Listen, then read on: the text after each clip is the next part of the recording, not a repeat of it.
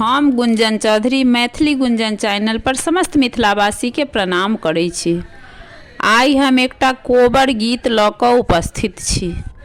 कोशिश करै छी जे अहाँ सबके जरूर ई गीत पसंद आयत।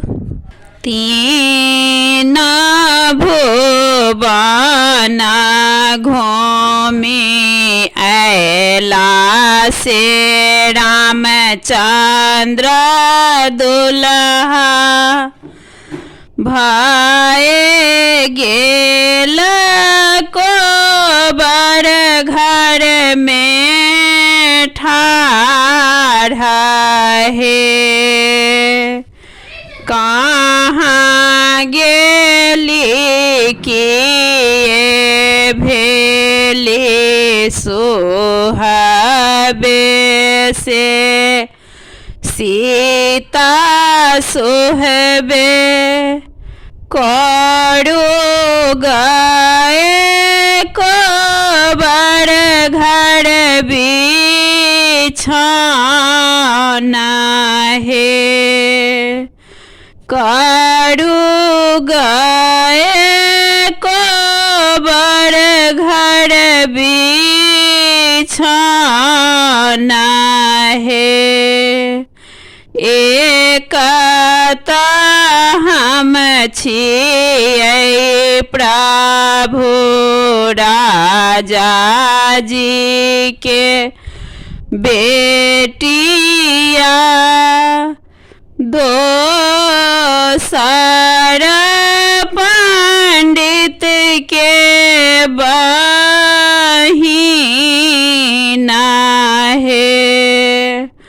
तेसर छियै प्रभु आमा के दुलारिन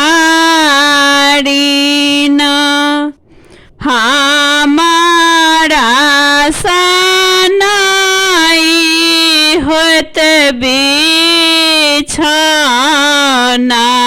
है।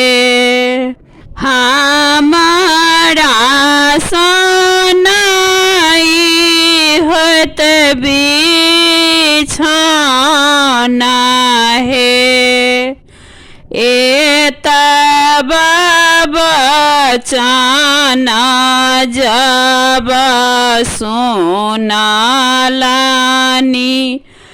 दुल्हा भए गेल घोड़ा पीठ सवार है। घर सँ बाहर भेली कानिया सोहबे धाय लेल घोड़ा के लगाम है। धाय लेल घोड़ा के लगाम है। अपने त जाइ छी प्रभु देश रे विदेशबा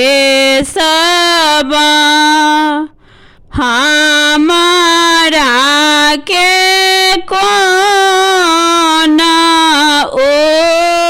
उपाय है। नाही में छौ धानी माए बाप के राजबा ससुरा में छोटा का देवर है। ससुरा में छोटा का देवर है। काकरा के होइ छै प्रभु माए बाप भैया,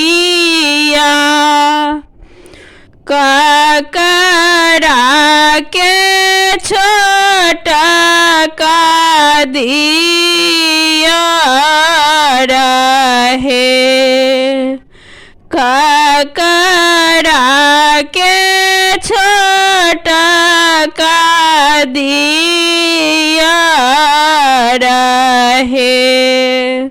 होइ छै में होइ छै प्रभु सिरा के सिंदूरबा, जाहि पर सोला हो सिंगार है, जाहि पर सोला हो सिंगार